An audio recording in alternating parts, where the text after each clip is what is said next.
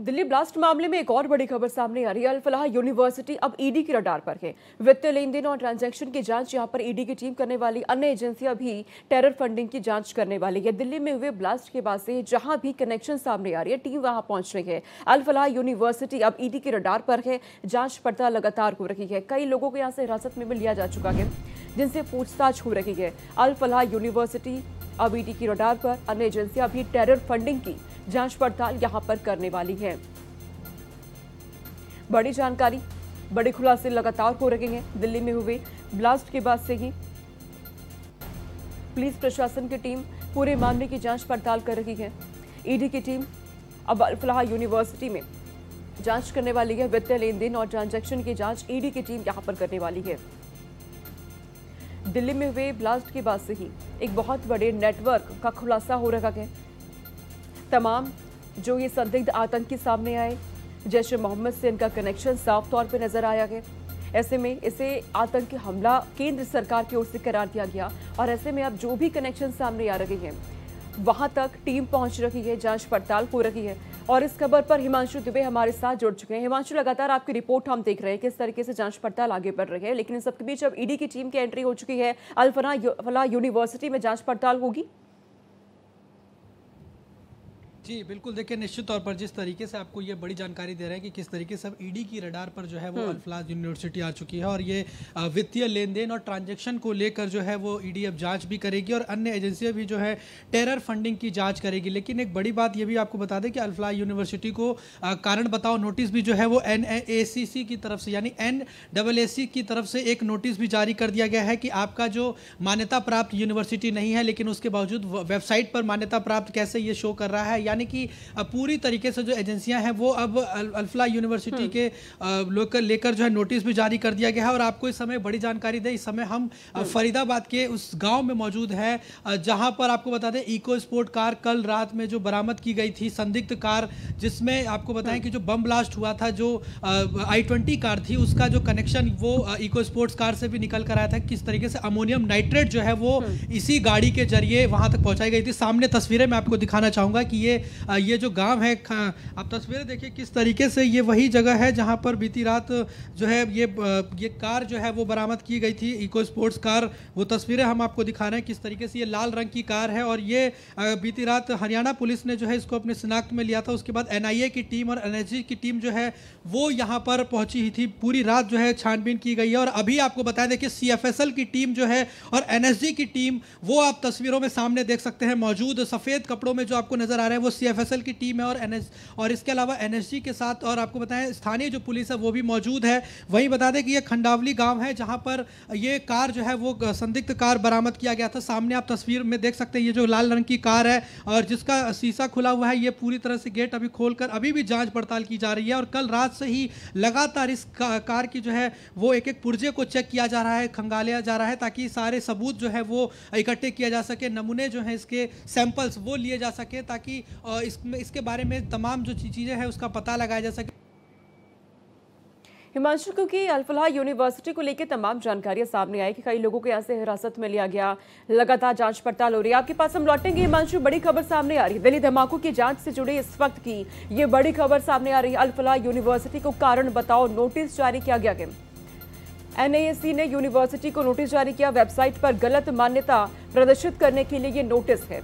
अल फलाह university को आदेश दिए गए हैं, वेबसाइट से गलत जानकारी हटाने का आदेश है। नोटिस में लिखा गया है कि NAAC के संज्ञान में लाया जाता है कि अल फलाह विश्वविद्यालय ने ना तो मान्यता प्राप्त की है और ना ही A&A के लिए चक्र 1 में भाग लिया गया। उसने अपनी वेबसाइट पर सार्वजनिक रूप से प्रदर्शित किया कि अल फलाह यूनिवर्सिटी अल फलाह चैरिटेबल ट्रस्ट का एक उपक्रम है जो परिसर में 3 कॉलेज चला रखा है। Al Falah school of engineering and technology, Brown Hill college of engineering and technology और Al Falah school of education and training, जो पूरी तरह से गलत है और आम जनता और छात्रों को गुमराह कर रखा गया। अल फलाह यूनिवर्सिटी को कारण बताओ नोटिस जारी किया गया है। कई लोगों को यहां से हिरासत में लिया गया। पूछताछ लगातार हो रही है। वेबसाइट पर गलत मान्यता प्रदर्शित करने के लिए ये नोटिस अल फलाह यूनिवर्सिटी को जारी किया गया है। हिमांशु दुबे हमारे साथ बने हुए। हिमांशु, नोटिस जारी किया गया है, कारण बताओ नोटिस है ये अल फलाह यूनिवर्सिटी को?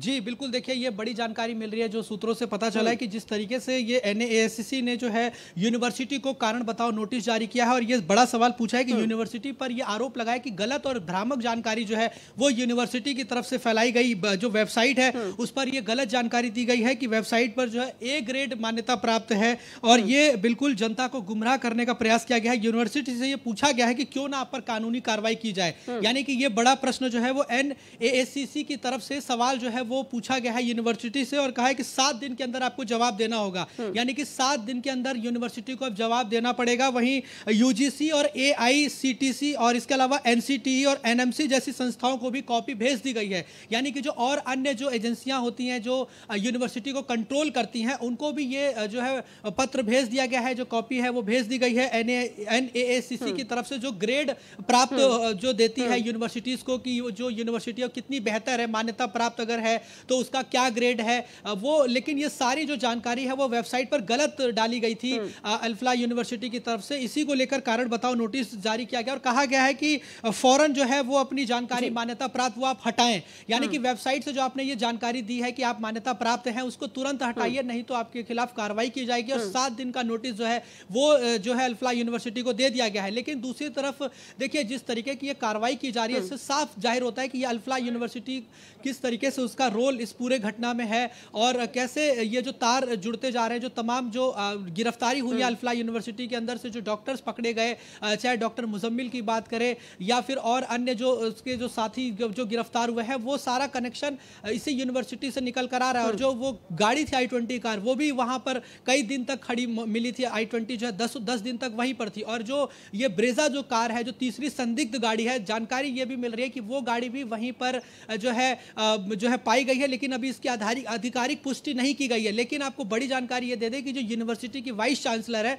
उनकी तरफ से ये पहले कहा गया कि एजेंसियों ने इसको गाड़ी को पकड़ लिया है और उसके बाद उन्होंने फिर मैसेज को डिलीट कर दिया। तो ये एक बड़ा सवाल है कि इसके पीछे का क्या कारण हो सकता है। लेकिन पहले उन्होंने कंफर्म किया कि एजेंसी ने तीसरी गाड़ी को बरामद किया है, वो भी यूनिवर्सिटी के अंदर से। लेकिन अब वो कहीं ना कहीं इस चीज से उन्होंने वो उस मैसेज को डिलीट कर दिया। लेकिन बड़ी बात यह है कि जिस तरीके से यूनिवर्सिटी पर अब कार्रवाई साफ तौर पर होती हुई नजर आ रही है, लेकिन ये जो गांव है खंडावली गांव जहां मौजूद है, थोड़ा मैं आप चाहूंगा तस्वीरें पास से दिखाएं कि ये जो वो गाड़ी आप देखिए लाल रंग की गाड़ी जो है ये इको स्पोर्ट्स कार, वहां पर देखिए तमाम जो अधिकारी हैं, चाहे स्थानीय पुलिस की बात करें या फिर CFSL की जो बात करें या फिर तमाम जो बात करें कि जो NSG के जो जवान हैं वो भी यहाँ पर मौजूद है और लगातार जो है इस पूरे मामले को लेकर छानबीन की जा रही है। सैंपल्स जो है वो जुटाए जा रहे हैं और निश्चित तौर पर इस पूरे मामले में बड़ा एक्शन जो है आने वाले समय में और देखने को मिल सकता है। जी बिल्कुल, आने वाले समय में और भी बहुत बड़े एक्शन देखने को मिल सकते हैं। 7 दिन का समय है अल्फ्ला यूनिवर्सिटी के पास।